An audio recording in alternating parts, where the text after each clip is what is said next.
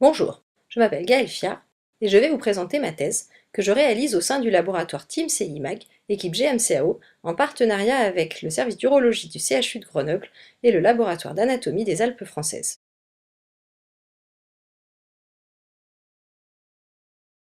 La prostate est une glande masculine située sous la vessie, entourant l'urètre, dont le rôle est entre autres de sécréter certains composants du sperme.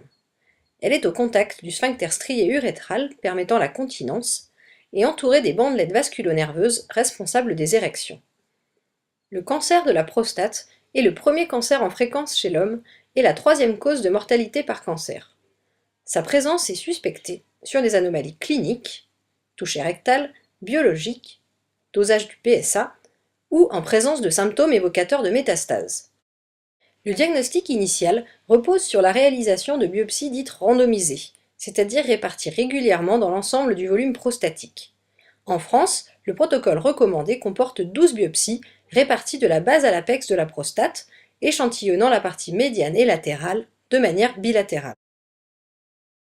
La précision des biopsies est essentielle pour obtenir une cartographie précise du cancer et de son agressivité, et le sera encore plus à l'avenir avec le développement des traitements focaux qui visent à éviter la morbidité des traitements de toute la glande.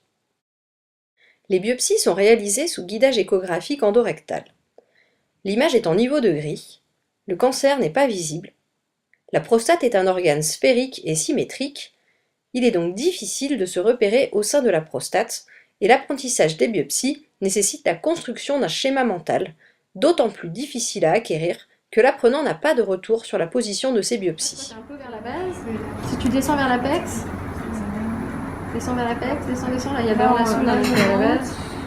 Descends à l'apex, vers le bas, tu bec. Voilà. Là on a l'apex, donc si tu remontes, tu vas être vers le milieu et mets ta sonde bien plate pour avoir bien la prostate régulière. Encore descends un petit peu. Descends. Ok, bon tu peux faire par là, c'est pas mal. Là, je peux plutôt vers l'apex, non? Là t'es au milieu de la prostate. Ça là. Voilà, vas-y. Le simulateur Biopsim est le fruit de 10 années de recherche collaborative au sein du laboratoire Team CIMAG, ayant impliqué des ingénieurs de recherche, des cliniciens et l'aide du laboratoire des sciences de l'éducation lors de la caractérisation didactique du geste de biopsie. Il permet, à partir d'une base de données d'échographie acquise lors de vraies séances de biopsie prostatique, la réalisation de biopsies virtuelles simulées avec ou sans retour sur la position des biopsies, ainsi que le travail spécifique de plusieurs aspects du geste de biopsie, allant de l'indication au ciblage d'une zone de la prostate ou d'une cible IRM. L'objectif de ma thèse était de poursuivre le travail de validation du simulateur. Les étapes de validation d'un simulateur sont décrites dans l'article de McDougall. Les premières étapes de validation du simulateur Biopsim ont fait l'objet d'une publication antérieure. Il restait à valider le construit, c'est-à-dire la capacité du simulateur à distinguer les novices et les experts, ainsi que le transfert des compétences, c'est-à-dire la capacité des étudiants à reproduire le geste en situation réelle. Le construit a pu être validé après amélioration du réalisme du simulateur et une nouvelle série de tests auprès de 10 novices et 11 confirmés.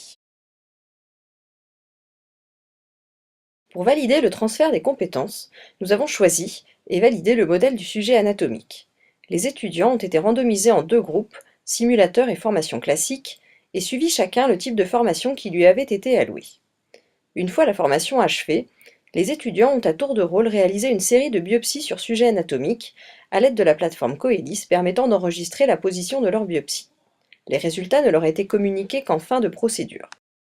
Les évaluations sont toujours en cours, mais les premiers résultats semblent encourageants, tant sur le plan du transfert des compétences que sur la supériorité de la formation sur simulateur. La répartition des biopsies de ces 2 étudiants en est un exemple démonstratif.